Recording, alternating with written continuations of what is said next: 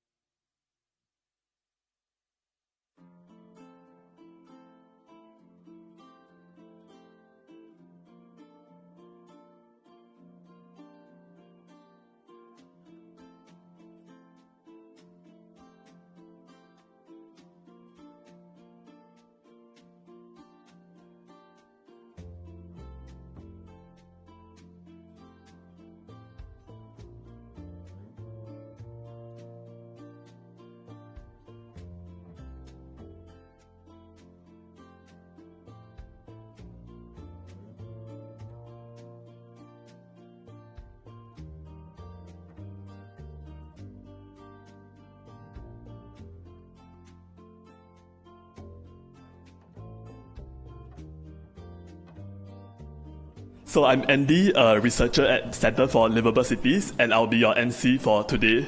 So it's very heartening to see that, the whole auditorium is packed, and this shows how close, the topic of heritage is to our heart. Yes, let's clap for ourselves. Okay, so welcome to the CLC lecture. Thank you. So this is one of a series of lectures organized by CLC throughout the year as part of our mission to distill, to share, and to create knowledge of livable and sustainable cities. So today's lecture will be on the role of heritage in sustainable development and urban resilience. So let me introduce our speaker for today. We are delighted to have Mr. Donovan Rikima, President of Heritage Strategies International and lecturer at UPenn, as our speaker. So Heritage Strategies International is a consulting firm that provides training and analysis on the economically productive use of heritage resources. And Donovan has extensive experience working with governments, NGO, and private sector companies from cities such as cities in the US, Europe, Africa, Asia, Middle East, and Russia, essentially around the world. So Donovan will give his lecture first, followed by a panel presentation and a Q&A session with the audience. So our moderator today is Mr. Ho Wen Hin, partner and director at Studio Lapis, an architectural conservation consultancy involved in major local and regional projects such as Capitol and South Beach development. So Wen Hin is also founding director of the Singapore chapter of ICOMOS, an advisory body to UNESCO on heritage conservation. So he has often been hailed as a local hero or champion for heritage conservation in Singapore. So it's thus exciting to bring him into dialogue with Donovan. So without further ado, let us invite Donovan to the stage. Donovan, please.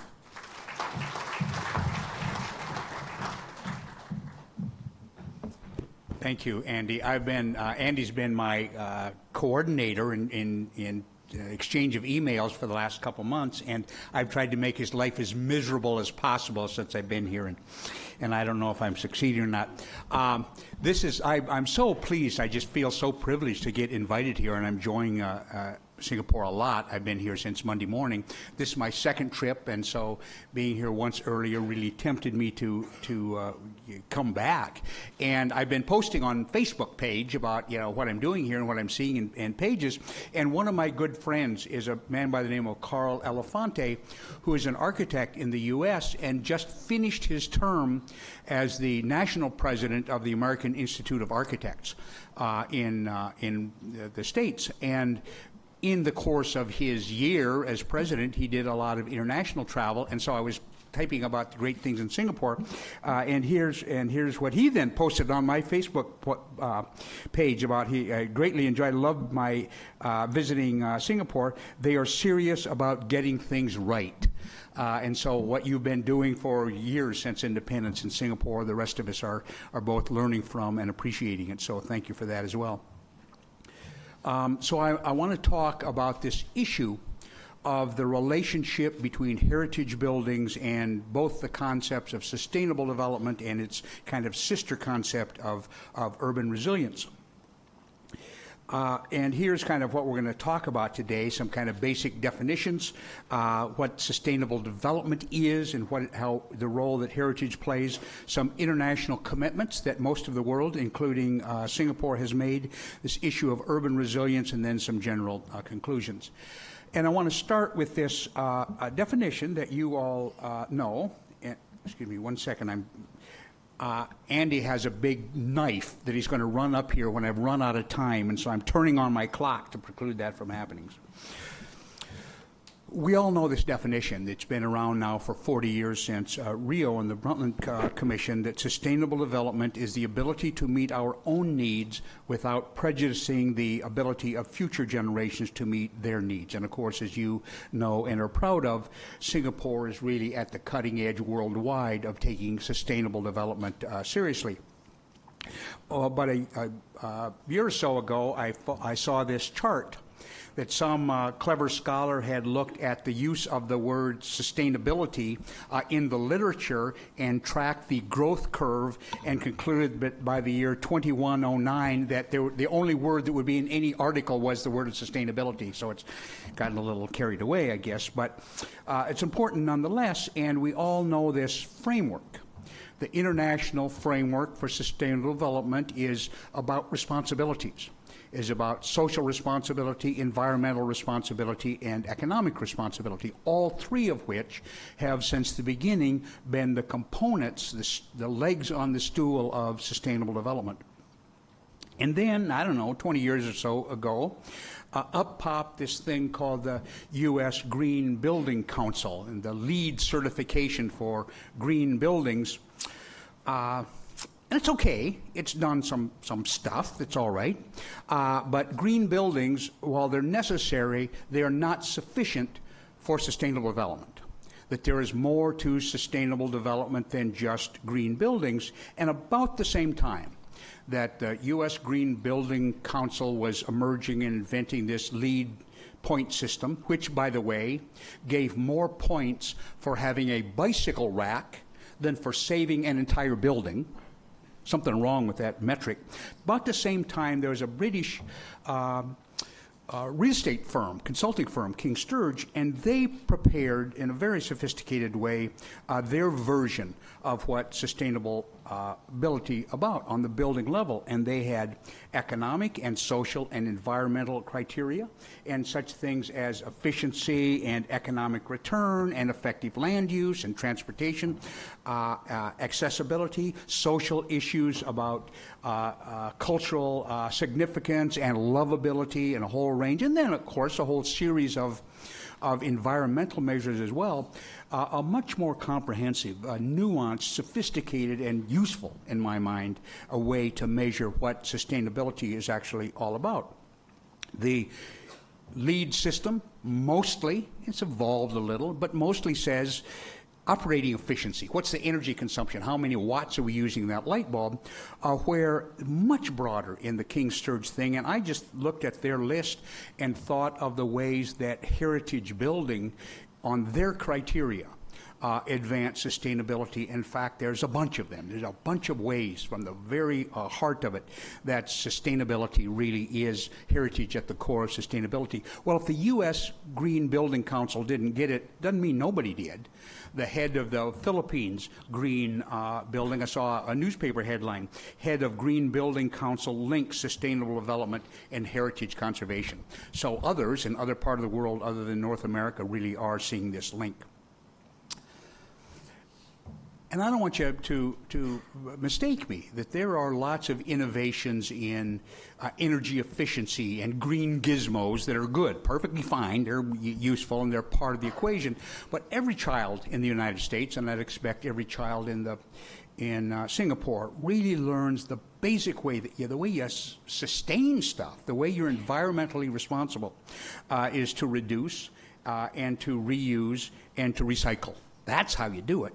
Well, you look at a bunch of green gizmos, and they don't recycle anything, they don't reduce anything, or they don't reuse anything, and often, on a comprehensive basis, they don't even reduce anything. So how we've narrowed our vision that somehow sustainable development is about some green gizmo in a building really misses the entire point. Well, so this three-legged stand of sustainable development has been around for 40 years, but in the last decade or so, it has begun to evolve, and many in Europe have broadened this three-legged stool to make it a four-legged stool, that have added culture as a component of sustainable development, independent of, in addition to the social category that was always in sustainable development, but it's not just the Europeans. We've been fortunate enough to do a lot of work in recent years in the United Arab Emirates, and they have a concept they call Estidama, that's from an Arabic word meaning sustainability, and they too have broadened sustainable development to be the economic, social, and environmental, but also cultural, have identified that we're really going to have sustainable, not just sustainable buildings, but sustainable cities, sustainable countries, that in fact culture has to be a component of that. So I want to take those four pieces and give you some arguments about why heritage, the conservation of heritage, in fact, advances the sustainable development. And I'll apologize in advance that many of my quantitative examples of that are from the U.S., because that's where we've done most of the analysis, but I think they'll have broader implications. So starting with this important issue of environmental responsibility. Again, and I'm going to speak from my experience in the U.S., and some of them will not apply to Singapore. I'll acknowledge that up front. So you can say, hey, that didn't apply here, and you'll be absolutely right, and I trust you to make that judgment. But there's lots of environmental initiatives in the United States, saving the environment, all good. It can't be more than 10% of them that do anything for heritage.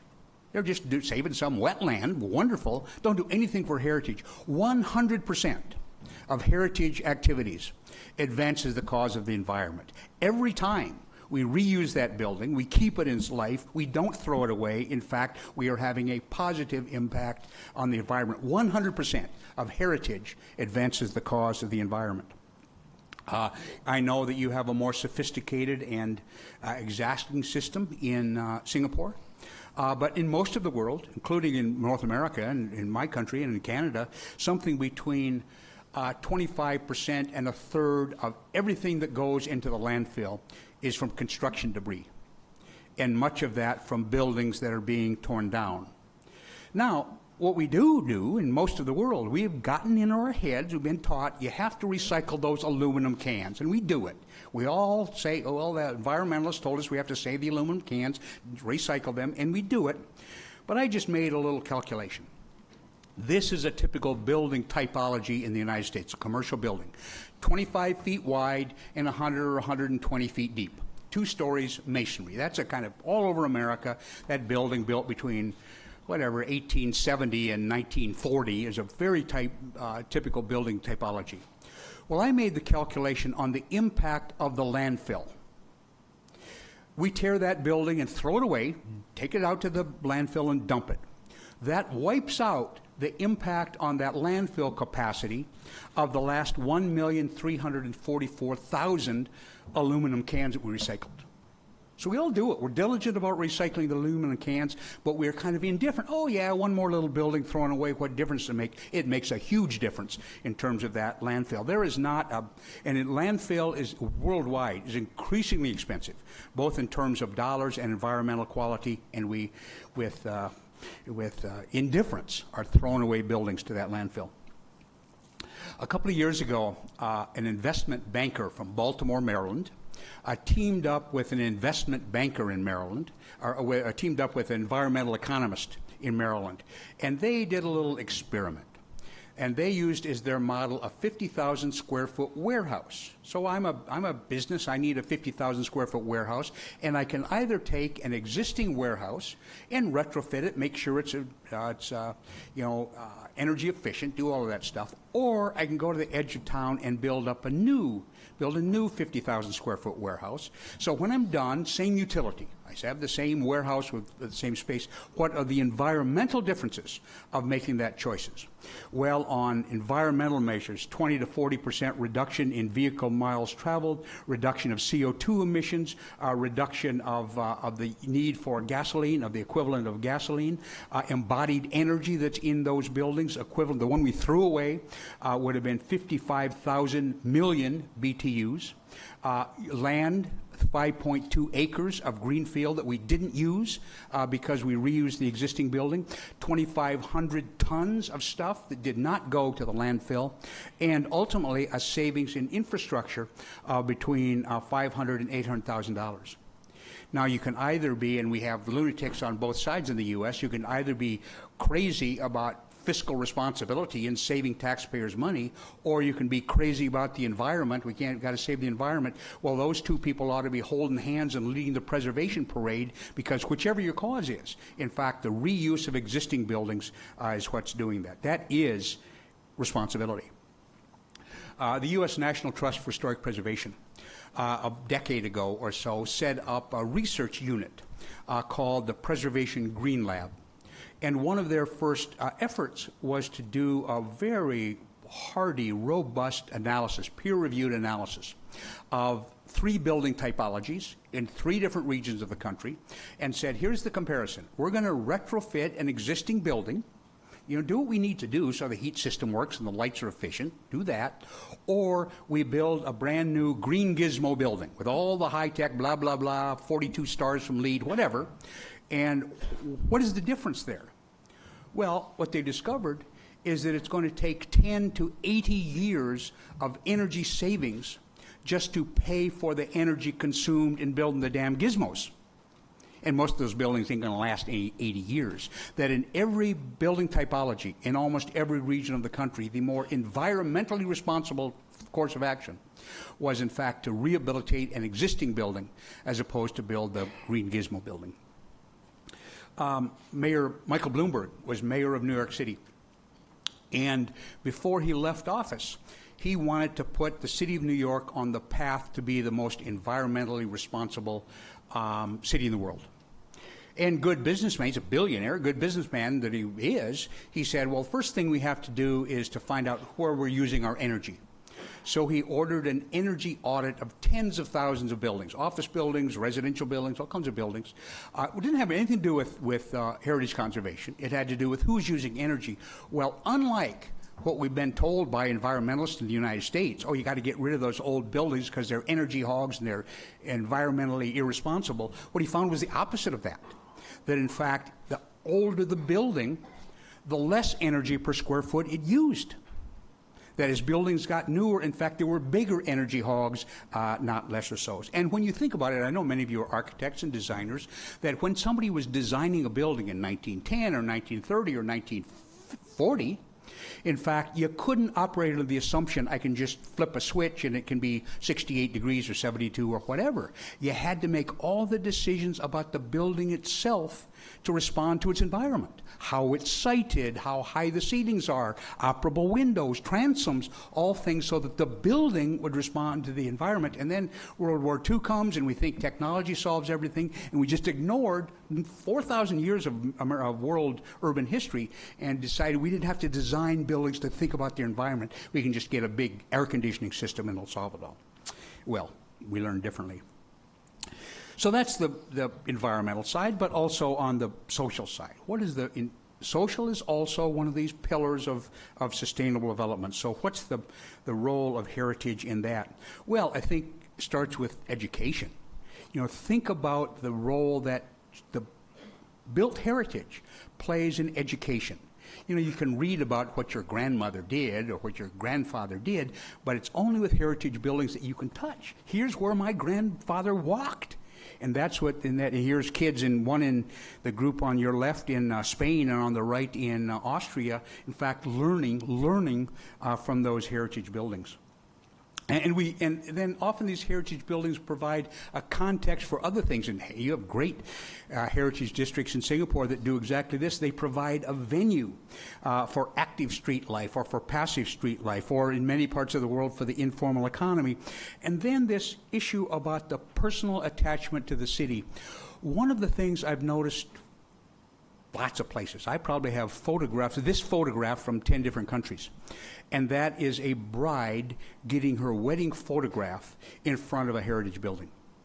Now think about what that means.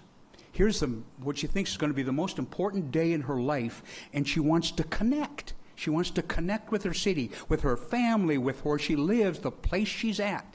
And how does she do that? She says, I want my picture in front of this courthouse or this chapel or this house or whatever it is, that heritage that is her continuation, her connection to that city. I think that's an important social connection. Now, we do a lot of quantitative work, again, most of it in the U.S., where we look at heritage districts, both residential and commercial, and we look at how the heritage district differs from the city as a whole. And we have a kind of, I suppose, ideological belief that you don't need to share, but we think that healthy neighborhoods, good neighborhoods, ought to, at the neighborhood level, have a wide range of humanity. That at the neighborhood level, it ought to be a mirror of the demographic, the economic, the racial characteristics of the city as a whole. And where that happens is in historic districts. This is San Antonio, Texas. And it's a graph of income levels. And the blue line is the distribution among income levels for the city of San Antonio. The orange line is who lives in the historic districts. And what you can see is that they're virtually the same line. That who lives by income in historic districts is who lives in the city as a whole, with two exceptions. there's a larger share of the lowest income and a larger share of the highest income who live in the historic district. We absolutely think that's a good thing. It's in fact good for both of them to have rich people living next to poor people, and historic districts are where that takes place. Here is the San Antonio. San Antonio is in Texas. It's where the Alamo is. 2 years ago, the UNESCO added the emissions of San Antonio on the World Heritage List. And it's the sixth largest city in the U.S., so big city. And here is the racial distribution in San Antonio, who lives in the historic district and who lives in the city as a whole. Largely, it's the same distribution. Now, the only trouble is that there's not a very large African-American population in San Antonio, so it's about the same African-American. It's just a pretty small share. But what is big in San Antonio is the Latino, Hispanic population. And again, 60% of the city's population is Hispanic, and again, almost the same share of who lives in the city, Hispanics live in the city, is who lives in the historic district. We have, and I don't think it's true in Singapore, but there's a sense still in many places in the U.S. Well, those historic neighborhoods, they're great, but those are for the rich white guys, and the rest of us doesn't apply. Well, just factually not correct. That is not at all who lives in historic districts in America. This is the state of Rhode Island, small state in the northeast part of the country, and so we looked at all of the historic districts all over the state and looked at their income distribution. And when I first got the results from my colleagues, I made them go back and do the numbers again because it looks like I made them up, that they are so exacting as who lives in the historic district by income is who lives in the state by income. It's a reflection of the whole. And then we did the same thing by race in Rhode Island with the same answer, that the racial distribution in the state of Rhode Island is the racial distribution in the city. And we just think that that's an important thing. Then another measure of social measure, we think, is this issue of walkability. And some of you probably have heard of it, but there's a thing in the U.S. called walkscore.com. Go on the computer, go to walkscore.com, type in any address in America, and you'll get a walk score from 1 to 100. And the higher the score, the more walkable, and they have a dozen or so criteria of what constitutes walkability. So we have looked at this issue of walk scores. Raleigh, North Carolina, it's the state capital. It is the middle of what's been called the Research Triangle, so a big concentration of tech industries. About 5 really, really good universities there, University of North Carolina, Duke University, Wake Forest, so great universities, so lots of really smart people, and a very vibrant city. The city as a whole has a walk score of 29, meaning it's a very automobile-dependent city. The local historic districts, walk score of 82. That we have a weird system in the United States, that we have National Register historic districts. That's a kind of nice thing. It kind of gives you recognition, but no protections for the properties. None, zero, zip, zilch, nada. No protections. You could be a private owner of a National Historic Landmark today and tear it down tomorrow. Nobody stop you. The only protection comes when a local government, a city government, has decided to have some local historic district. So we make this comparison often with what's true in the whole city, what's true with the National Register districts, what's true of the local districts. And again, the protection, where the protection is, will be usually the strongest performers on lots of measures. So that was Raleigh. Here is the city of Nashville. We just finished a study earlier this year in Nashville, Tennessee, home of country music and a big music capital. They have 20 or so residential historic districts, every one of which has walk scores better than the city as a whole. And if you think of that for a minute, why that's true is that many of these neighborhoods were built pre-automobile times, that the lots are smaller, that they're not in the U.S., and not true here. In the U.S., in the suburban expansion, bigger lots, more automobile, less mixed use, and so the older neighborhoods, and those will tend to be closer to the downtown, much more dense, even though it's density at a human scale, and much, much, much more walkable. And then this issue of economic responsibility, and Andy was right. Most of our work of our firm is at the intersection of heritage, the built heritage, and economics. So if we think about what heritage districts do, and great examples here in Singapore of that, is that they're often the incubator, the natural incubator for small businesses, businesses that serve the neighborhood. There's a connection between those that can be explained a lot. But it's also true in jobs, is that one of the ways that we look at historic preservation, heritage conservation in the economic terms is when you spend $1 million, how many jobs did that create, directly and indirectly? And compare that with if you have $1 million worth of output from some other industry. So this happened to be a study we did in the state of Georgia, and looked at their major industries. So they spent a bunch of money to recruit an automobile manufacturing firm into Georgia. And that's fine, it's their money, they can spend it. But they produce $1 million worth of automobiles and generate 3.5 jobs. Or they do computer manufacturing, $1 million worth of computer, 4 jobs. Some of you have traveled in the U.S. a lot have probably had to go through the horrible airport in Atlanta. Well, I hate one of the worst airports in America.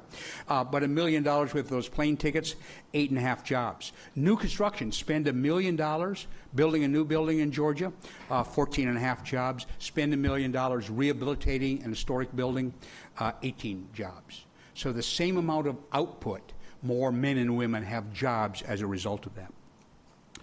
Then the issue about the role of older buildings in center city revitalization.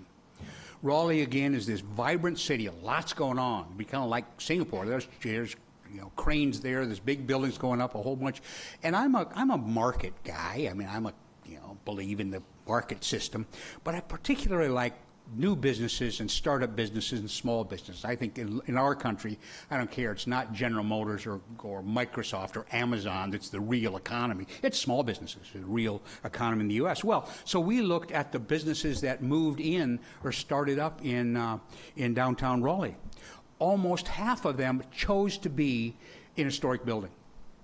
Another 22% chose to be in older buildings that just hadn't been designated historic yet. So even though this vibrant, new, flashy downtown, that's not where small businesses chose to go. They chose to go, for lots of reasons, character and cost among them, chose to go in historic buildings. Then there's this really important issue about the change in value over time. And this is Savannah, Georgia. And the time frame is significant, 1999 to 2014, because in the United States, at the end of the 90s and the first half of the first decade of the 21st century, real estate prices were going up at kind of lunatic rates. And then beginning at the end of 2007, corresponding with the global financial crisis, big crash in real estate values, and then depending on where it was, 4 or 5 years later, they started creeping back up. So there's this up crash back up pattern over this 15 or so year period. So in Savannah, one of the great historic cities in America, they have 4 local historic districts, and we measured the movement of value over that 15-year period versus the rest of the city. Every single one of those districts outperformed in terms of value increase. Every one of them outperformed the city as a whole. Now, you can say, well, that's probably a bunch of rich people live there, and so, yeah, no, it's not. But one of those historic districts is pretty rich. One of them is kind of the opposite of rich, didn't matter. All of them outperformed the city's market, but it's not a fluke there. Here's a very different city, Indianapolis, Indiana, another capital city. Again, there are 7 or 8 local historic districts, every one of which outperformed over that up-down up period, outperformed the city as a whole. There is a premium attached to being in those historic districts. And people respond to it and make it a choice. Then this issue about heritage tourism. Now, I'm getting old, so this goal has to be met pretty quick. But my goal in life is to reach the point where if you say economics and heritage in the same sentence, that the automatic response is not, oh, you must mean heritage tourism. Yeah, heritage tourism important, fine, it does good stuff and we measure it. It's just that's certainly not the only economic contribution of heritage, but we need to look at it. So this again is San Antonio. About 58% of their overnight visitors are heritage would fall in the heritage visitor category. About 40% of the day visitors fall in that category. But when you go as a tourist, you spend virtually all of your money in 5 categories. You spend it on your hotel, spend it on food and beverage, you spend it on local transportation. We don't ever count the airplane ticket coming in because you didn't get that money, somebody else got that money. On what are called amusements and entertainment and retail purchases. That's where you're going to spend all of your money. Well, not only do heritage visitors spend more money in total, they in fact spend more money in every one of those categories. And that's, again, a finding that's been true wherever it's been looked at around the globe. Then this attractiveness of businesses and the kinds of businesses and who is working there. So here we have, again, the city of Indianapolis. Again, a growing Midwestern city, but not a kind of boomtown city. So 3.5% of the land area in Indianapolis is in historic districts, 16% of the jobs in historic districts, but 28% of the jobs in the professional, scientific, and technical services. So that cutting-edge knowledge worker job is a preference to be in historic districts. Here is the city of New York. About 3.5% of the area within lots in New York is in historic districts. About 8% of private sector jobs are in historic districts, but 10% of small firm jobs, 10% of startup firm jobs, 11% of young firms choose to make a conscious decision to choose to be in a historic district. This is San Antonio again. And the purple areas are historic districts. The green circles are the numbers of jobs at small firms. Now, it's not that they're all in historic districts, but there's this clustering pattern that those small businesses choose to be in or near the city's historic district. So that's the environmental and the social and the economic, and then comes the culture. And you think about the role that historic buildings play in culture. Well, the heritage areas do, the arts and creative class, the street performances, the arts districts, the gathering places for the public, all are frequently in historic districts. Here's New York. We did a New York study 3 years ago that we're now updating for an NGO in New York. And you can like New York City or you can hate New York City, but you can't say it's not among the most creative places in the world. So again, 8% of all jobs in New York City are in historic districts. But the jobs in professional, scientific, and technical, 10%. Jobs in information, 14%. Educational services, 14%. And look at that one, 20% of all of the jobs in kind of the creative class world fall in the choose to be in historic districts. There's this natural linkage between the knowledge and creative industries in historic districts. I've had some wonderful conversations in the last couple of days in Singapore, and an issue that's come up is the issue of intangible heritage. Most of our work is on buildings, on the tangible heritage, but we've been kind of pushed by clients to look at the intangible heritage. And one place where it's really emerged is Nashville. Now, some of you will know Nashville, but it's this great center of music, particularly country music, but broad category of music in Tennessee. And so we looked at the visitors to Nashville, and we sorted out people who had fallen to the heritage visitor category and those that didn't care about heritage stuff. Well, there is this strong correlation between the built heritage of historic buildings in Nashville and the intangible heritage of the music. That heritage visitors went to more music performances. They went to them in more places. More of them were drawn to the city because of their music. All of these measures of what that intangible heritage of music is pulling them, in fact, ends up they're going to historic buildings or choosing historic buildings. And disproportionate number of the music venues, by the way, in Nashville are in historic buildings. And then this whole culture, this set of skills. Here's this extraordinary hand plastering in Serbia. Here is in Sharjah in the United Arab Emirates, this woodwork that's part of the building process. Here's a restoring wall art in Vietnam being trained. And here also in Vietnam is this decorative woodwork. All of these are these cultural skills, this intangible heritage that's also part of it. Here's a plaster worker in Indonesia. And the tools, the handmade tools in Tbilisi, Georgia. So all of these are this cultural part, the contribution to the culture of, in fact, heritage.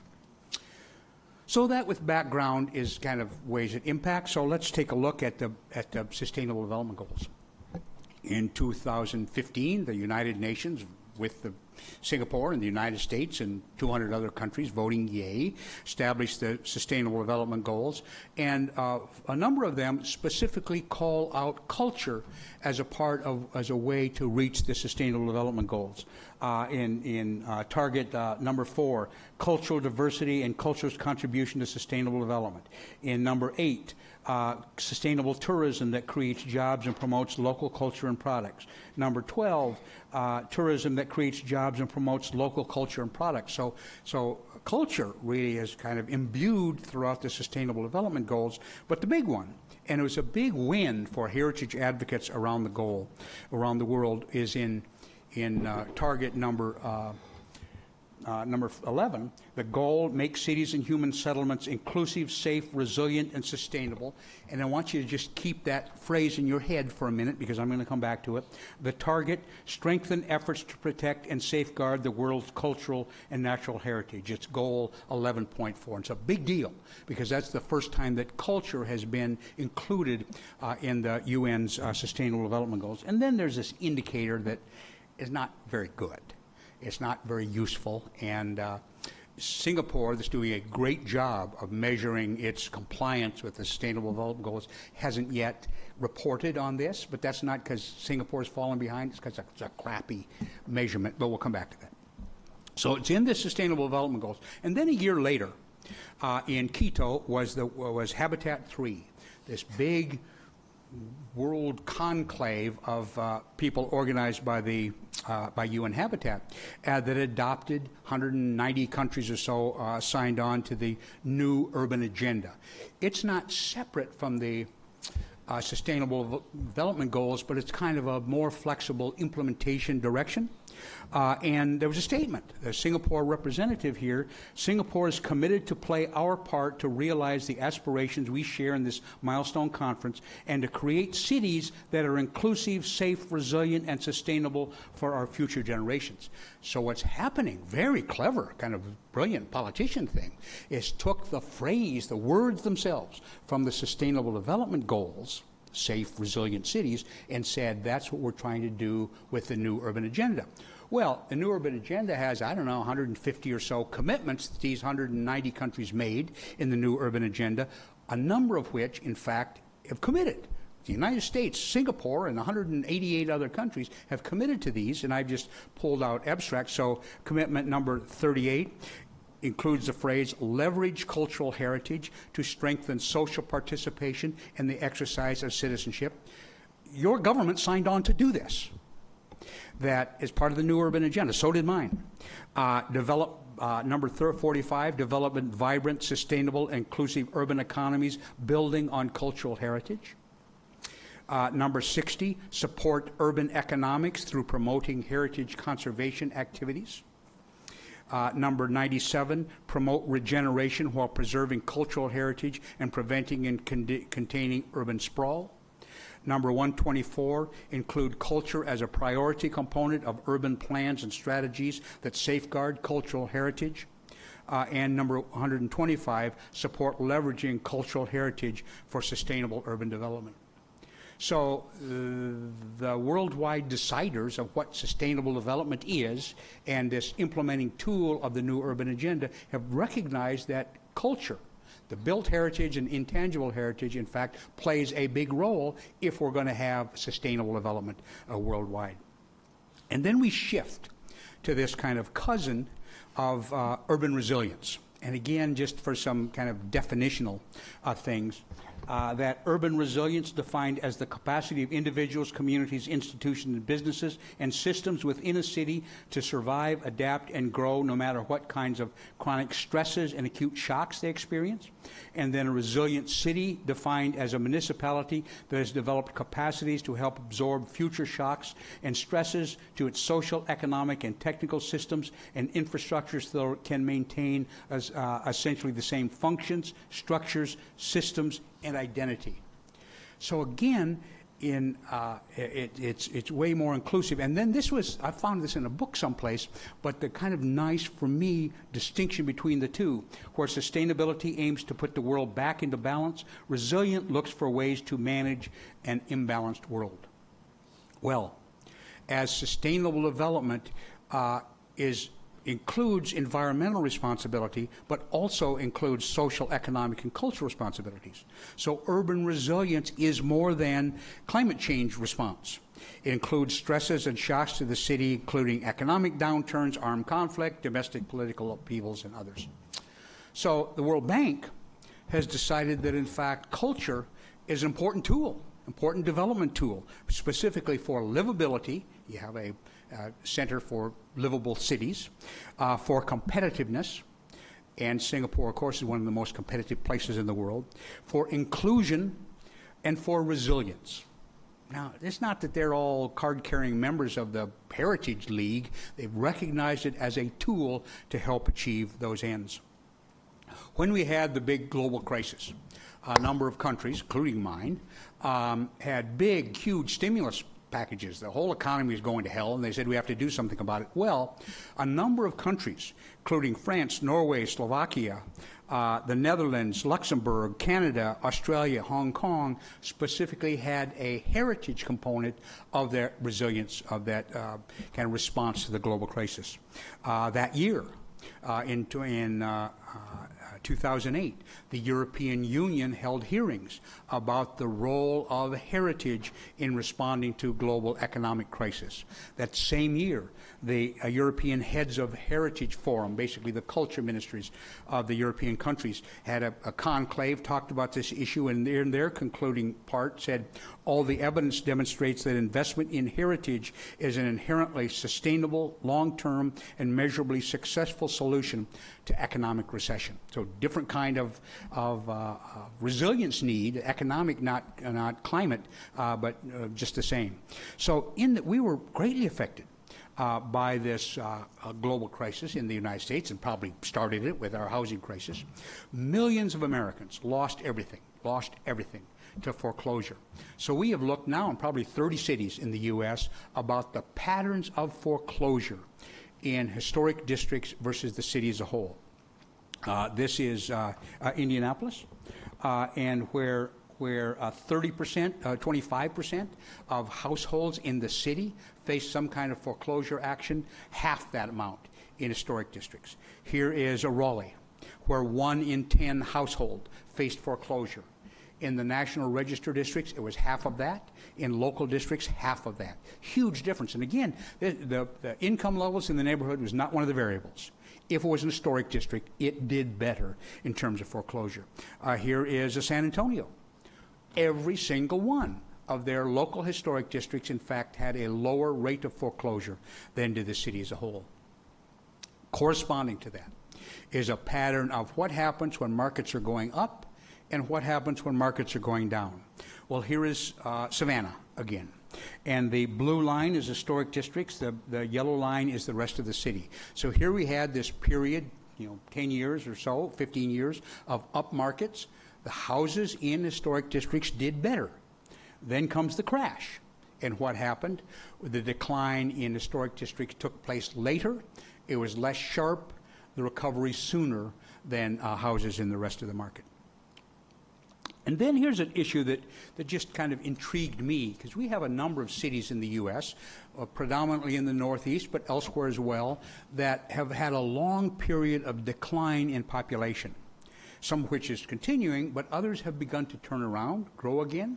And so I wanted to know, when a city starts growing again after a long period of decline, where does that growth first take place? So I had my colleagues look at all the data. In Philadelphia, every Tuesday in the spring, I take the train from Washington up to Philadelphia, and but I don't really know the city very well. But when the 2010 census came out, big headlines in the Philadelphia newspapers saying we finally turned the corner. After 50 years of declining population, we've finally begun to grow again. Not very much, only 8,500 people, but we're growing again, except they weren't. The historic districts in Philadelphia grew by 12,000 people. The rest of the city still lost population. Washington, D.C., where I live, another case of 50 years of population decline, turned the corner between 2000 and 2010. About 46% of us live in the historic districts in Washington, but that's where 62% of the growth took place over that period. Boston, which turned the corner a decade earlier, started growing, but the same thing happened. 22%, 23% of the population lives in historic districts, but that's where 36% of the growth took place. And then the last thing about the importance of culture in kind of a sustainable world. When was the last time that the Russians and the Americans, the Israelis and the Palestinians, that North Korea and South Korea, that the People's Republic and Taiwan all agreed on the same thing? And it was the destruction of a cultural resource, of the Buddhist statues in Afghanistan. Everybody said that's wrong. It was the biggest, in my lifetime, it was the biggest unifier of the world community, saying this is wrong. This is wrong to lose our cultural resources. Example one. Example two is this. This is in Bosnia, in the Balkans, and Mostar. And historically, it was a town that was both Christian and Muslim, and the Christians lived on one side of the river and the Muslims on the other. And early in the Balkan War, the bridge was destroyed. Once the war was over, a whole bunch of institutions, the World Bank, the Aga Khan Trust for Culture, the Getty, and others, recognized that as important. That the restoration of that historic bridge was important not just because of its physical fabric as an historic resource, but in fact this role that the bridge played, in fact, of reestablishing the connection between the two sides of Mostar. I think we can't overestimate the role of culture. And finally, there is a very active group in ICOMOS. Most of you know about ICOMOS, and there is a working group for the implementation of 11.4 of the Sustainable Development Goals. Wonderful, smart Turkish woman chairs it.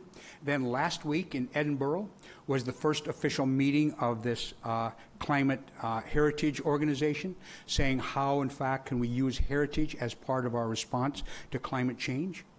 2 weeks ago in Geneva, the UN Economic Commission for Europe put out a report called Policy Framework for Sustainable Real Estate Markets. There were 12 general principles, and number 7 was this: enhancing people's quality of life, leveraging on the regeneration and renewal of public and private housing, including landscape, historical, and cultural heritage. And the reasoning for that, their rationale, reusing and adapting existing buildings is the environmentally, socially, and culturally responsible course of action. The rehabilitation of heritage buildings has been a consistent element in the success of urban regeneration. So I want to close with a quotation from a great American economist, John Kenneth Galbraith, great Harvard economics professor. And here's what he wrote. What you call the conservation movement in the U.S., we call the preservation movement. But the preservation movement has one great curiosity. There is never retrospective controversy or regret. Preservationists are the only people in the world who are invariably confirmed in their wisdom after the fact. Thank you all very much.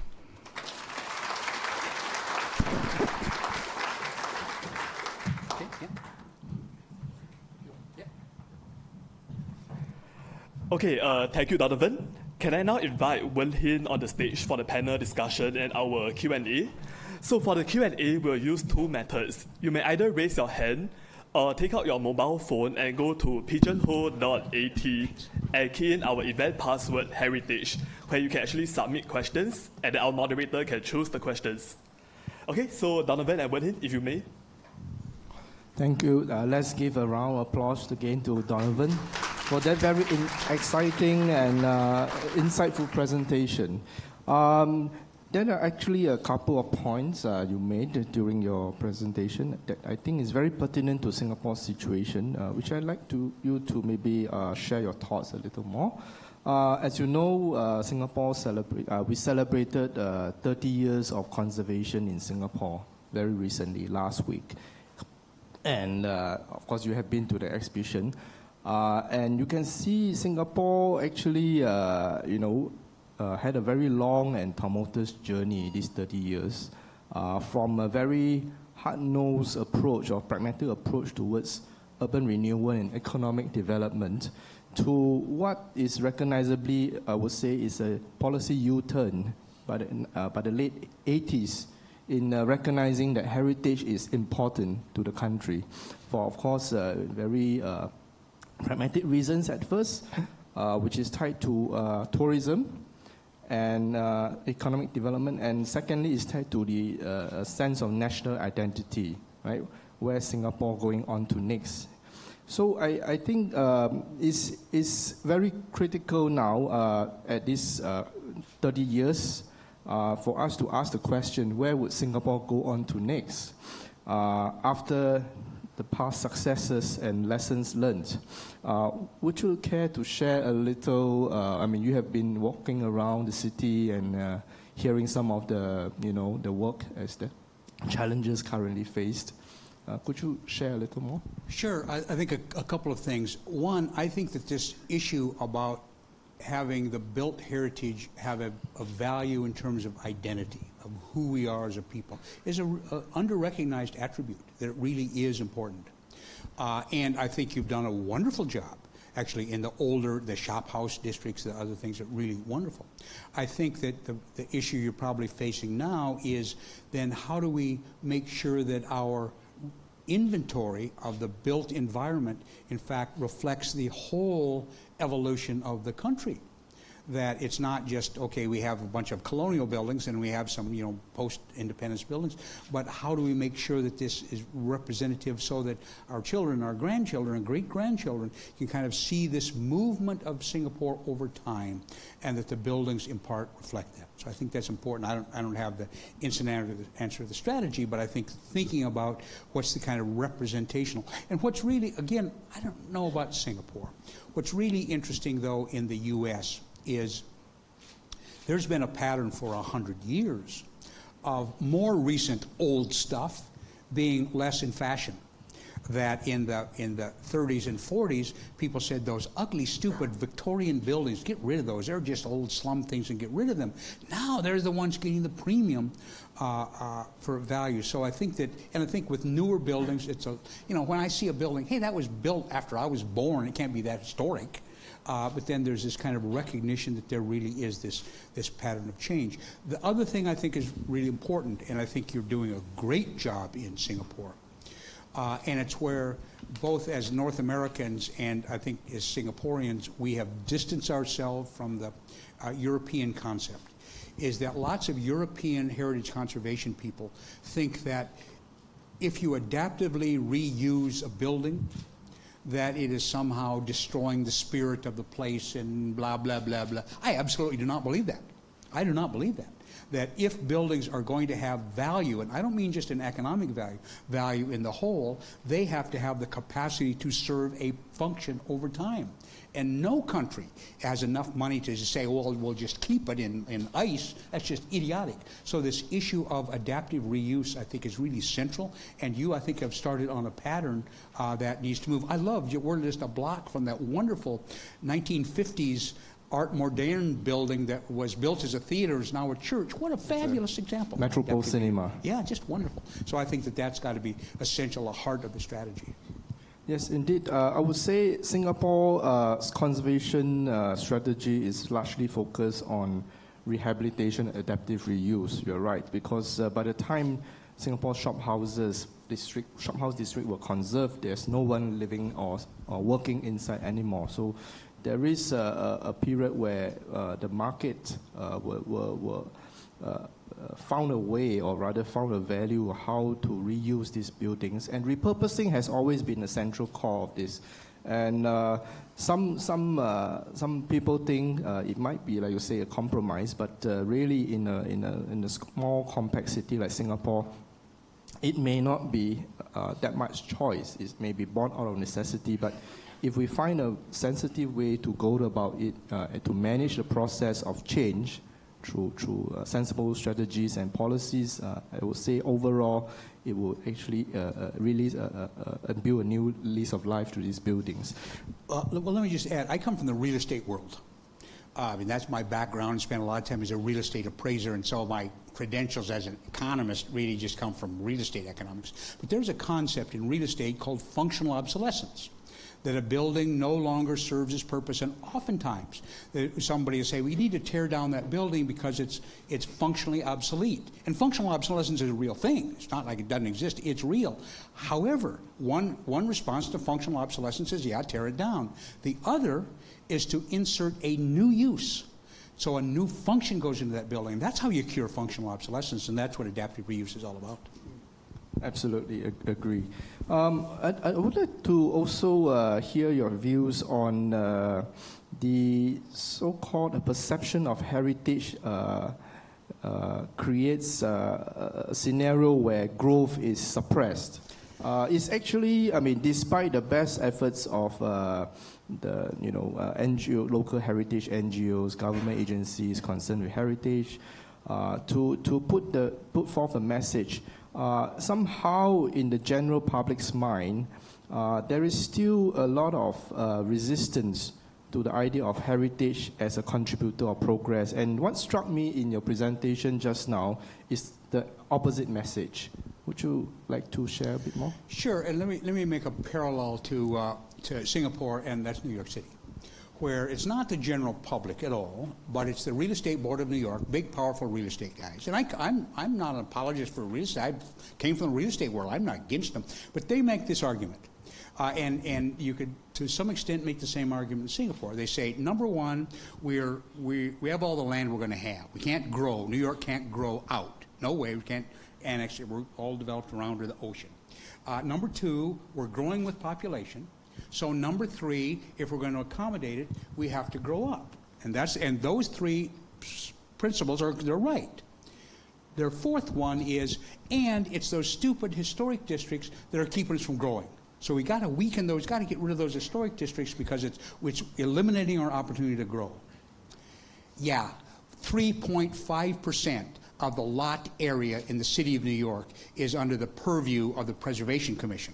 97% of it isn't. Look, if you're not smart enough to figure out how to add density in the other 97%, you're not smart enough to be in the real estate business in New York. It's just and the problem is they want to build parasite buildings. What they want to do is they recognize the value, the attractiveness, the economic power of those historic districts, so they want to be right in the middle of them, not to add to them, but detract it, so they could be sitting on the high tower looking down, but don't have to comply. So it's the parasite buildings they're trying to build. All right. Not that I feel strongly about that.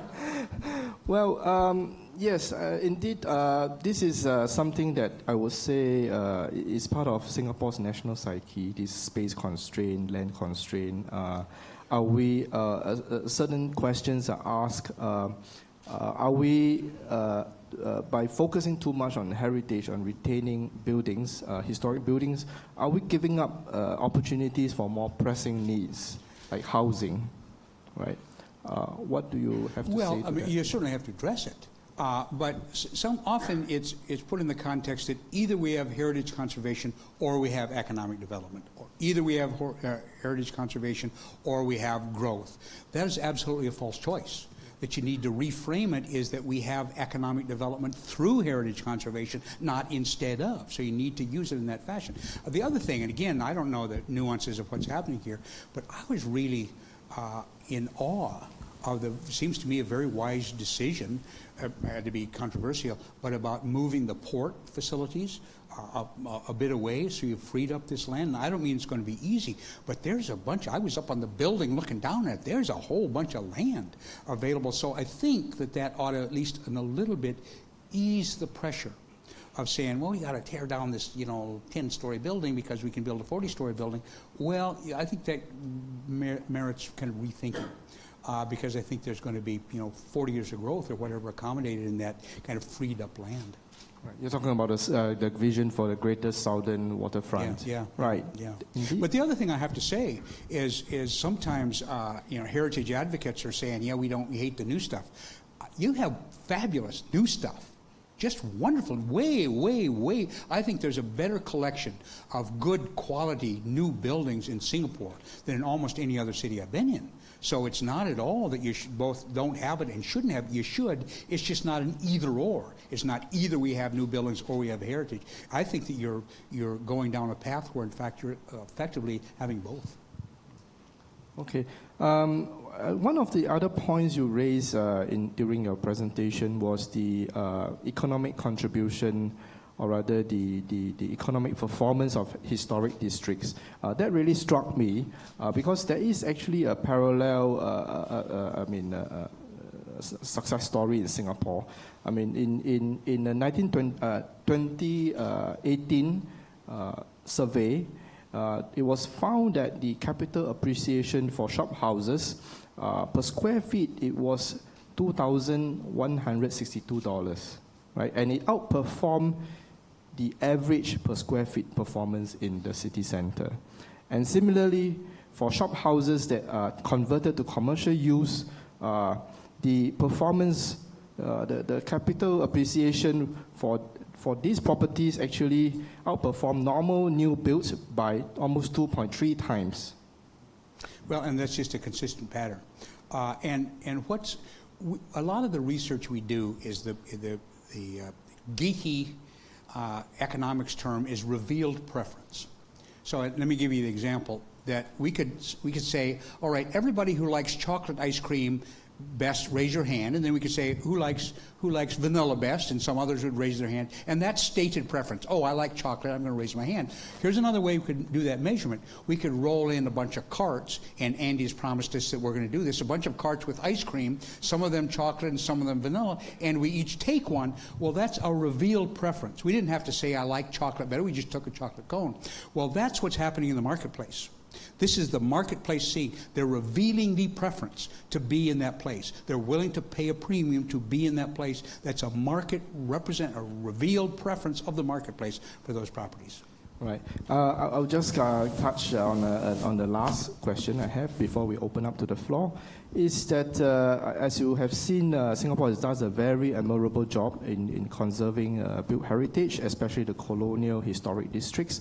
But there is a group of relatively unloved buildings. I would say it's the buildings built in the 60s and 70s. They are all large-scale buildings sitting on prime land, and a lot of them were upheld as beacons of progress when they was first built, but now they have gone into decline, and there are different groups out there, some trying to save them, advocate of their importance. There are also other groups who are saying that these have outlived their useful purpose, and they should be free up for the future urban renewal or development potential. And therefore, we end up in a situation where there is none of this optimism, tied to appreciation of value related to heritage properties. What are your views on that? Well, I have to make a confession in that my views on that has changed. I'm not an academic, but I teach a class, and the millennials that I teach, they all love that stuff. I always hated it. I got to tell you, I hated it. I live in downtown Washington, D.C., 1 block from the FBI building, and the FBI building is known as one of the significant brutalist structures. Well, because the FBI is brutal. I don't know. It's a horrible building. I'd blow it up myself. But I've changed, but my change is not from the U.S. experience. It is from experience in Abu Dhabi, where they have just recognized this importance of this ongoing reflection of the evolution of the country. And they don't want a period of national amnesia of buildings having disappeared. And what's happening, we're really seeing it in younger people in the States now, are really appreciation of those buildings and a kind of moving up on the priority. Yeah, you saved all the Victorians, we don't care about that. You saved the Art Deco, glad you did, done with that. Now we want to be looking at these cool 1950s and 60s. Those buildings were built after I was born, so they can't be that historically significant. Well, the millennials see it differently. Yes, I totally agree. And I mean, through our own advocacy work and research, about the public perception of these buildings, by and large we find it's the younger generation of Singaporeans who attach meaning and value much, much more than the generation who grew up and who bought these apartments when they were brand new. Right. So of course, this is a very it's a kind of a challenge also because currently Singapore is moving towards a more consultative climate in terms of governance, in terms of soliciting public feedback in various issues that has public interest, including this issue. So my understanding is policymakers are quite concerned in this current climate. Should they respect and defer to the homeowners' wish to cash out on their nest egg and not be unfairly penalized by a conservation gazette on these buildings? What do you think?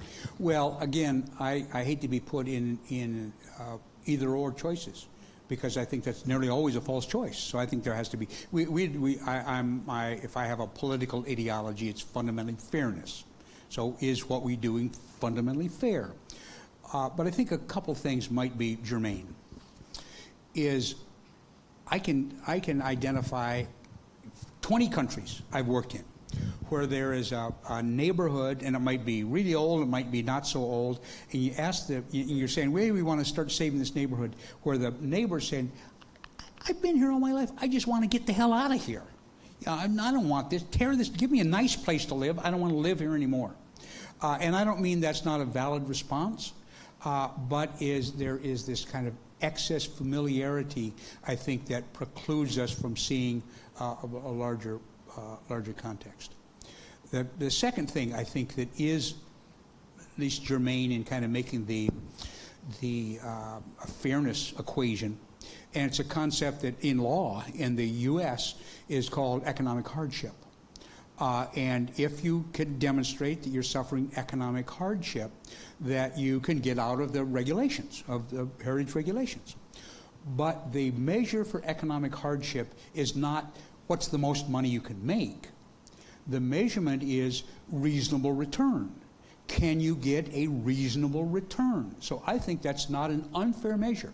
Saying, yeah, you're not going to get the speculative premium that you're expecting, but in your lifetime of ownership of that property, have you received a reasonable return? And if the answer is yes, I don't know that there's any great unfairness of saying, okay, we're going to redevelop this in a fashion that doesn't get you $6 zillion for your goofy apartment. Oh, very true. I think the keyword is fairness, and the degree and proportion of the return, and I think it's continue to be an issue that we will need to grapple with. Right. I think, though, there's one other really important element in this that we don't recognize, and often we think about the values as economic values, and that the property owner is buying it for economic value, and he or she is getting an economic return. But all of us heritage advocates will say that heritage buildings have a bunch more values than just the economic value, that there are social and cultural and aesthetic and political and symbolic values of heritage buildings. But you're the building owner, you're not getting those values. It's the rest of us that are getting those values. So that's why I'm a big, big believer in, when it's appropriate, of having incentives for heritage buildings, because it's a way of saying it's our way, the rest of us, for paying for the values that we are receiving because you owned and redeveloped that building. Well, that's a very interesting way of looking at it. Yes. Okay, I would like to, at this point, we can still carry on discussion, but really open up the floor, right? Any questions? Oh, a whole bunch. Well, we'll talk about the first one. I have one positive characteristic as a human being, and that is I have no reluctance to say, I don't know. Okay, so on this, I have 48 hours worth of exposure to the first question. Are you familiar with Singapore's en-bloc sales phenomena, and what are your views on the sustainability of an en-bloc redevelopment approach? I don't know, literally. Singapore is admired the world around for the real decision early in independence that how we make Singaporeans connect to as a national identity is if they own part of the country, they'll feel part of the country. And I think that was a brilliant political decision in 1965 or whenever it was. And so you have rates of home ownership unlike any place. And who can argue with success? Everybody's envious of it. So whether the mechanism is the right one, that we get to 80% threshold and now we can sell out, I don't have, I just would feel presumptuous to say, yay, it's good, nay, it's bad. I don't know. The only thing I would be wary of is that, so I want to redevelop that building, or I want to tear it down, or whatever. So here's what I'm going to do. I'm going to start going and buying piece by piece, so I can get more and more votes to get it up to the 80%. And it might be a way of kind of fixing the system so it's not quite as democratic and egalitarian as it seems to be. But other than that, I think I would be doing myself and you all a disservice to say, yeah, this is a great idea or terrible. I just don't know enough of the nuance. Well, I do understand why this question received the most number of votes, because those post-independence buildings, many of them are under threat of demolition because of the en bloc sales committee that has been formed, wherein they are all multi-strata title-owned buildings, and they managed to secure 80% consensus to carry out en bloc redevelopment on the premise that it is torn down and rebuilt. Yeah. So I think over time it has become a kind of overheated phenomenon in the last year before the cooling measures kicked in. But it was a point where people were questioning: is it a wise approach to allow this to continue, especially for buildings that are built only scarcely 10, 20 years ago? It seems to be an environmentally unsustainable way of urban redevelopment, right? Well, maybe. I mean, I don't disagree with that. But again, it's this issue of equity. If the issue is environmental, and I just happen to own one apartment, my benefit of a good environmental outcome is only 5.7 millionth of the benefit. It's the rest of the Singaporeans that are benefiting if we don't have a negative environmental impact by tearing their building down, which is one of the reasons saying, hey, if we want to keep it for architectural, then maybe the rest of us ought to share the burden, because the rest of us are part of the beneficiaries of that decision. Okay.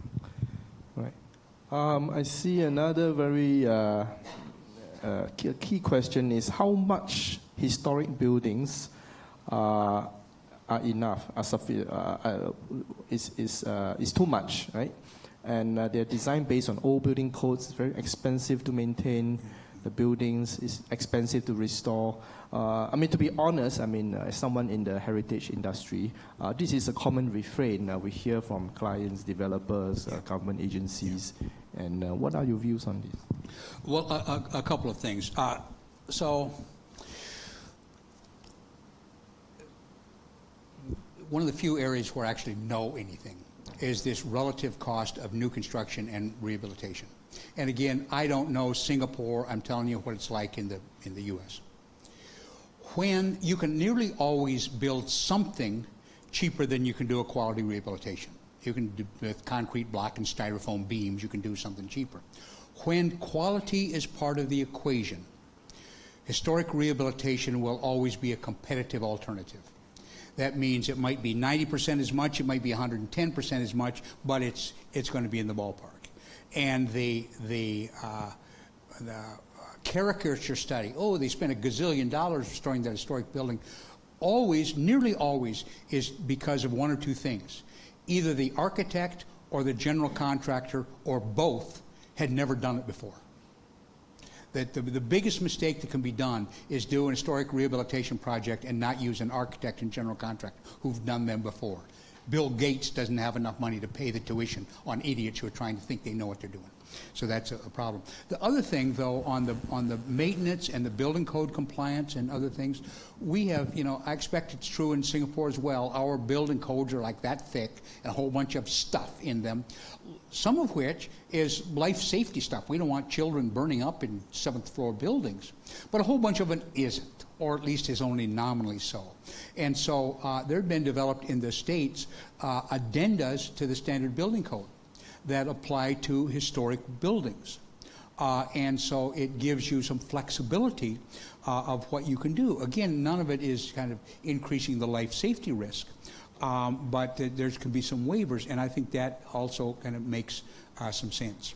But the reality is, all things that are man-made go through recycles and have to be reinvested in. The one thing that occurred to me, and I actually love the Gold Tower buildings that we're... Golden Mile Complex. Yeah, I really liked it yesterday. But clearly, that is a building that has suffered from significant deferred maintenance. Now, if I were the czar of Singapore, when projects are first begun and their first sales out to the public, I would make sure that the sinking fund that was created is sufficient to make those, so it's going to cost people more. Your first year is not just your mortgage payment, it's going to be additional amount sufficient to when that 20-year period where you got to replace the electrical, that 30-year where you have to replace the HVAC, so there's enough money to do it. That's the issue. I mean, I can absolutely sympathize with somebody looking around the building saying, my God, if we stay here, we're going to have to come up with a bunch of money to fix it, and if this guy will come and write us a check, I can move him, get a big place, and it's his worry about doing it. Well, that's a legitimate issue. And there ought to be, especially when you have such a sophisticated policy of home ownership, you ought to set up things at the beginning so that the money is building, so that those periodic, inherently necessary re-expenditures, there's enough money to do it, so people don't have to say, I got to sell because I can't afford to fix it. So what you're saying is instead of waiting for the building to get dilapidated to a point where it's unlivable, it should be regularly maintained and comes out with a sinking fund structure that is sustainable. Yeah, on some fashion, because here's what happens is that the growth curve of the cost to rehabilitate is a geometric growth curve. And if you defer it for a year and 2 years and 3 years, it not only gets more expensive, it gets geometrically more expensive. And so the cost to repair does then reach the point. This doesn't make any damn sense to have to spend this much money. Well, yeah, it doesn't. If you'd have spent it 10 years ago when it needed to be done, it would be a whole different equation. So I think that kind of discipline of making those reinvestments when they're due will makes the whole real estate equation totally different. Right. And I think that's the work cut out for some of the public agencies in charge of this building maintenance. Right? I'd like to actually pose link two questions together. One is somehow tied to your earlier question: conservation areas forgo development potentials. How to incentivize owners of historical buildings to voluntarily conserve? Mm-hmm. And in relation to that, the concept of heritage can be very contested. In some cases, some forms are more valued than others. How do we decide? Yeah, well, again, I'm not saying this at all recommendation. I will just tell you how we have incentivized private ownership, reinvestment in historic buildings in the United States. Don't mean it's a good solution for you, I'm just saying how we do it. If a building is on the National Register, and I spend $1 million rehabilitating it, and I have to follow the standards. In the U.S., they're called the Secretary of Interior Standards for Rehabilitation, and I follow those standards, I get a 20% tax credit of that money I spent. So I spend $1 million fixing it up, I get $200,000 of tax credit. Tax credits are a dollar-for-dollar reduction of taxes payable. So at the end of the year, I owe $200,000 in taxes. I say, dear Uncle Sam, I don't have to pay you because I have this $200,000 tax credit. Now, about 34 or 35 of the 50 states have adopted a parallel tax credit against state tax liability. So if you went to New Orleans in Louisiana and bought an historic building and spend $1 million rehabilitating it, you would get a 20% tax credit, $200,000 of tax credit against your federal tax liability, another $200,000 against your Louisiana tax liability. And now maybe I don't owe enough money to owe $400,000 worth of taxes. Well, over the 40 years since we've had these tax credits, a pretty sophisticated market has evolved so that essentially the tax credits can be sold. Now, sometimes it gets complicated, but now this is a rich guy, and he doesn't care about stupid old buildings, but he has a big tax liability. So I say, hey, I've got $400,000 worth of tax credits, and I don't owe any money. I don't owe any money. So he'll say, I'll tell you what I'll do. I'll write you a check for $380,000 to buy your $400,000 worth of tax credits. I'm thrilled. Now I use $380,000 to be my equity in that project, and he takes the He makes a quick flip. He pays $380,000 for, or $360,000, some number, for $400,000 worth of tax credit. So it is a system that works. It absolutely works. And around 1,200 buildings a year are done using the federal tax credit. And the bonus to all of that is that a smart guy at Rutgers University has kept track of the cost to the federal government of having this program. For every dollar over the life of this program, for every dollar that the federal government has foregone in tax collections, they've ultimately received $1.22 back from that very project. So in fact, it's an investment that the national government is making, that they're more than getting paid back. How many national government programs, in fact, benefit more than they cost? The answer is damn few, and the historic tax credits is one of them. So that's the answer of that. As to the second question, again, it's going to be one that I'm going to kind of beg off for, because we're in our practice, we don't really do the evaluation. This should be on a list, that shouldn't, say this. It's just somebody else knows more about it than we do. But I really have come to believe that historic significance, what we should save, ought to be driven by the local community. That the people who know it, and sometimes that's going to be then on grounds that are not architectural grounds.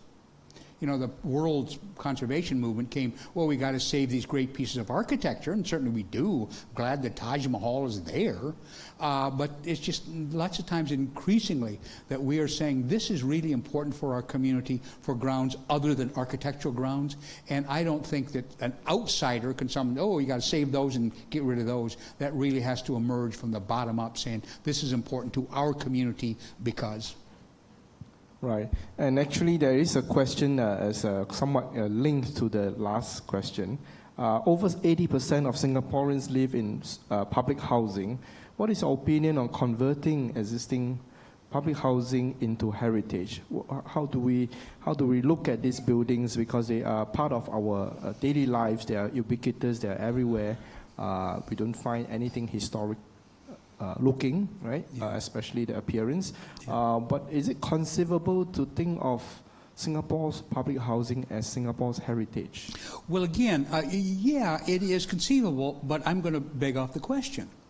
Because I think I suppose I could find some U.S. expert to say, for the following reasons, we ought to declare that one heritage and blah, blah. But I really do think that needs to be a kind of locally bottom-up decided. And I think what you're going to find is that often the proponents of it are not those who live there. That wouldn't be at all surprise me, but that's not a surprise. But again, it's this issue of equity. Is there a cost to you as that owner of that public housing unit of our declaring it heritage? And if there is there some equitable way to respond to that? Now, I don't mean we have to write checks to everybody who's building as heritage. No, that's wrong. But is there a way to incentivize? Is there a way of saying, okay, the building, you're going to have to come up with some money because we've got to fix the whole stupid building. So is there a way to incentivize that, to make it, because there's a benefit to other than people who are living there, other than the people who own it, of doing that work? And so if the rest of us are saying, hey, that's an important part of the Singaporean built heritage, then maybe the rest of us ought to help figure out how to pay for it. Well, I think if it's the case of public housing, it will be paid for by the state. definitely. There is a very recently successful example where, for the first time, I think in Singapore conservation history, post-war public housing was conserved, 6 blocks in the old airport estate. And it was very much a ground-up movement. Original plan was comprehensive redevelopment. We have a scheme called SERS, Selective On Block Redevelopment, funded by the state, rehousing people in new, taller, higher flats while redeveloping existing sites comprehensively. So there was a lot of community sentiment that it is a pity to raze it to the ground completely, right? Because it is such an identifiable and important neighborhood. And a lot of the support that did come from the residents, right? So I would say, I mean, marking watershed movement is probably one of the early beginnings of the awareness amongst the public. Well, I have to say again, only saying it's true in the States, not that it's in Singapore. I have never seen a single instance of a local historic district being created where some in opposition saying, why do you want to sell that stuff? It's all fallen down. It's only standing because the termites are holding hands. Get rid of that stuff. Not one where that wasn't an argument before it was made. Sure. That's good. Okay.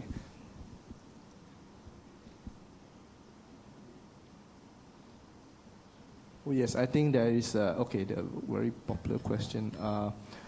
We have cited many instances where historic district outperform the rest of the cities. What do you think are the factors contributing to this? The question. Oh, yeah. Here, well, and it's on 2 grounds. It's the marketplace. The marketplace showing a preference for it.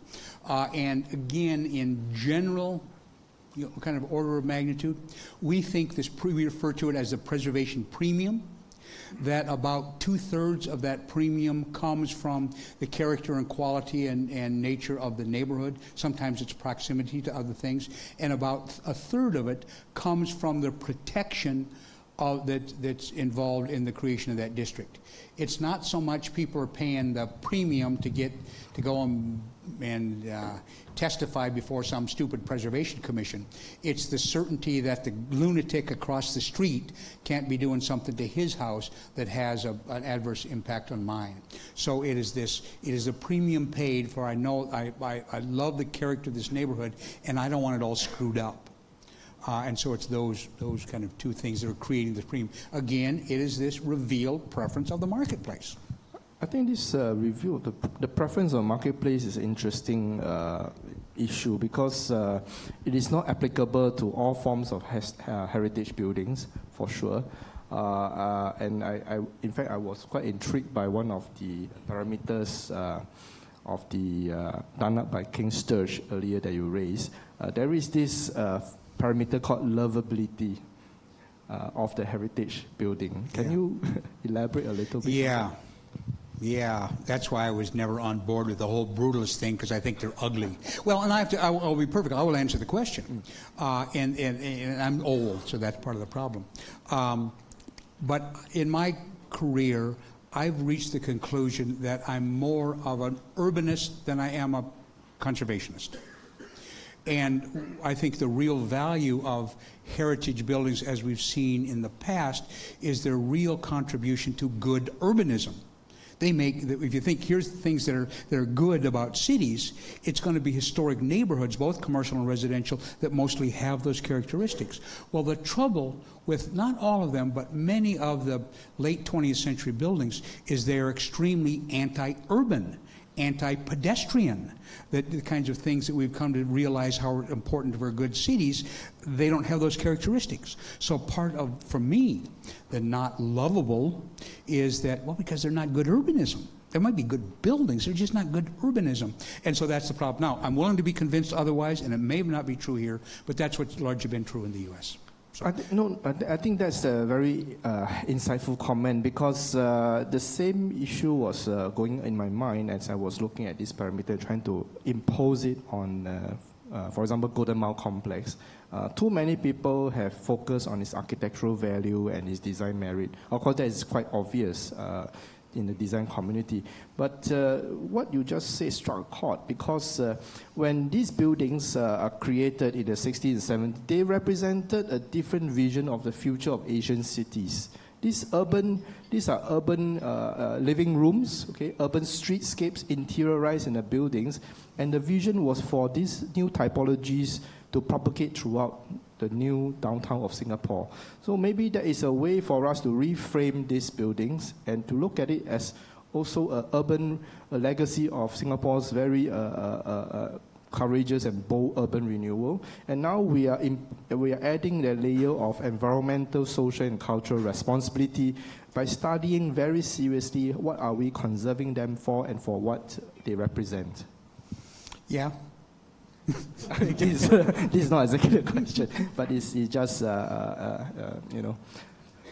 Okay.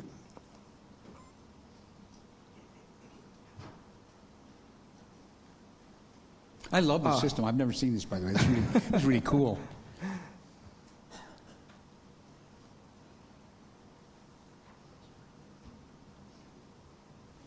Okay, maybe I'll ask there's one question you'd like you to answer.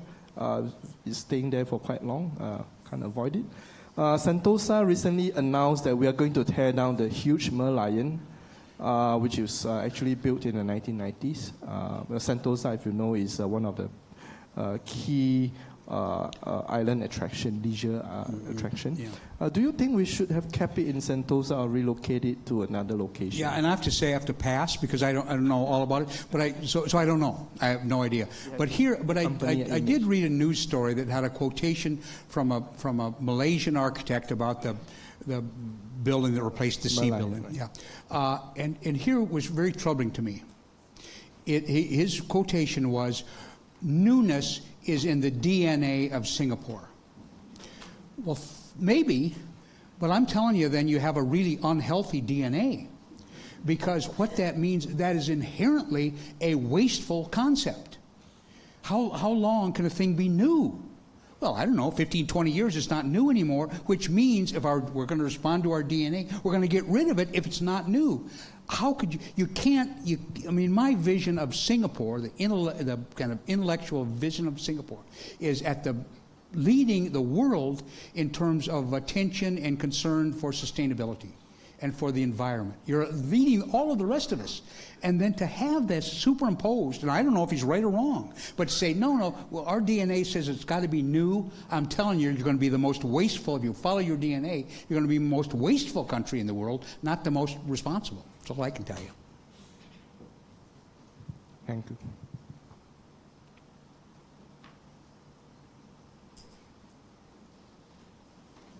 Or maybe that's the best of them, huh? Is that good? What's the time like? Okay. Well, yeah. So thank you all very much. In the interest of time, we would like to wrap up this session. Thank you, Donovan. Okay, thank you, Donovan and Wen Hin, for making us feel more passionate about heritage. Okay, can I invite Mr. Khoo Teng Chai, the Executive Director of CLC, on stage to present a token of appreciation to Donovan and Wen Hin? Yes, Mr. Khoo, please.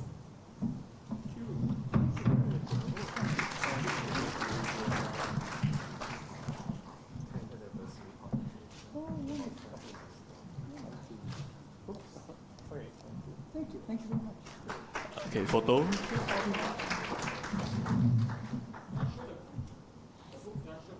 Oh, yeah.